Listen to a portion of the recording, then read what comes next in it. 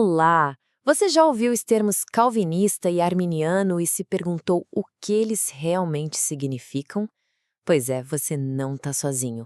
E olha, longe de serem só rótulos antigos, eles representam um dos debates teológicos mais intensos e que duram até hoje na história cristã. Neste nosso explainer, a gente vai desvendar essa discussão, olhando para as raízes dela, para os 5 pontos que geram toda a polêmica e para a grande questão filosófica que está por trás de tudo. E para guiar a gente, vamos usar como base o livro Por que Não Sou Arminiano, que, como o próprio nome já entrega, analisa o debate a partir de uma perspectiva bem específica, a calvinista. Então, para começar, a primeira coisa que a gente precisa sacar é que calvinismo e arminianismo não são só ideias soltas. A nossa fonte mostra que eles são sistemas teológicos inteiros que foram definidos um em oposição ao outro.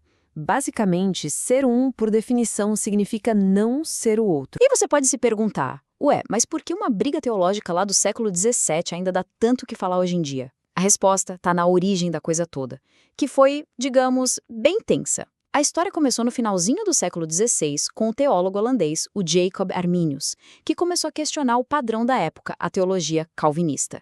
E os seguidores dele ficaram conhecidos como remonstrantes, que significa literalmente aqueles que protestam. E essa controvérsia toda chegou ao auge em um evento-chave, o Sínodo de Dort. E olha, não foi pouca coisa. Ali, as ideias arminianas não foram só discordadas, elas foram condenadas como heresia. Mas mais do que isso, o sínodo meio que organizou a discussão, formalizando os pontos da discórdia. E as respostas que foram dadas lá se tornaram a base do que hoje a gente conhece como os 5 pontos do calvinismo.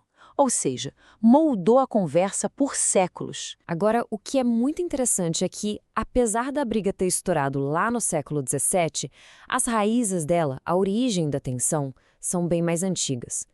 Os autores do livro levam a gente numa viagem no tempo lá para o século V, para a gente entender de onde tudo isso veio. O palco para todo esse debate foi montado séculos antes, numa controvérsia fundamental entre 2 pesos pesados, Agostinho de Hipona e o monge Pelágio. E qual era o centro da discussão? Era a natureza humana, o pecado e como é que a salvação acontece. E aqui a gente viu os 2 extremos do debate. De um lado, você tem o Agostinho, que dizia que, por causa do pecado original, a humanidade está numa situação de total dependência da graça de Deus para ser salva. Do outro lado, o Pelágio defendia que a gente nasce com um livre-arbítrio intacto, sabe? Com total capacidade de escolher obedecer a Deus por conta própria. E essa famosa oração de Agostinho resume perfeitamente a visão dele. Ele está pedindo a Deus que dê a ele a capacidade de cumprir os mandamentos. Dizem que essa ideia deixou Pelágio furioso, porque sugeria que o ser humano não tinha, por si só, o poder para obedecer a Deus, o que, para ele, diminuía a responsabilidade humana. Essa tensão antiga, gente, é o pano de fundo para tudo o que veio depois. Agora sim, vamos para o coração do debate. E tem um fato curioso aqui. Os famosos 5 pontos do calvinismo não foram criados pelos calvinistas para definir a própria fé. Eles foram, na verdade, uma reação. O livro explica que a estrutura de 5 pontos foi, na verdade, uma iniciativa arminiana. Em 1610, os remonstrantes apresentaram um documento com 5 artigos de fé, basicamente contestando o ensino calvinista da época. A resposta do Sínodo de Dort a cada um desses 5 artigos é o que hoje a gente conhece como os 5 pontos do calvinismo, que muitos lembram pelo famoso acróstico TULIP. E aqui a gente tem um resumo da disputa ponto a ponto. A visão arminiana dos remonstrantes sempre enfatiza uma condição humana. A eleição de Deus se baseia na fé que ele previu que a pessoa teria, a graça pode ser resistida e a salvação pode ser perdida. Já a resposta calvinista do Sínodo de Dort, que é a defendida no nosso livro-guia, foca totalmente na ação soberana de Deus. A eleição é incondicional, a graça é irresistível para os eleitos e a perseverança deles é garantida até o fim. E essa diferença na doutrina da eleição mostra perfeitamente a tensão. Para os arminianos, a fé humana é a condição para a escolha de Deus. Para os calvinistas, a fé já é o resultado da escolha de Deus. E isso nos leva direto para a questão filosófica que está no centro de tudo. No fim das contas, essa disputa toda se resume a uma pergunta bem profunda sobre a relação entre a soberania de Deus e a liberdade humana. como é que essas duas coisas podem existir ao mesmo tempo? A raiz filosófica da diferença está bem aqui. A visão arminiana, segundo a análise da nossa fonte, parte do que a gente chama de incompatibilismo, ou seja, para eles, soberania divina e livre-arbítrio humano não se misturam. Se Deus determina algo, a escolha não pode ser livre.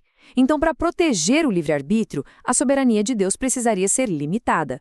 Já a visão calvinista defende o compatibilismo, dizendo que as duas coisas são perfeitamente compatíveis, e mais, que é a soberania total de Deus que, na verdade, fundamenta e torna possível a nossa liberdade e responsabilidade. E essa citação aqui do teólogo D.A. Carson ilustra bem o ponto dos autores.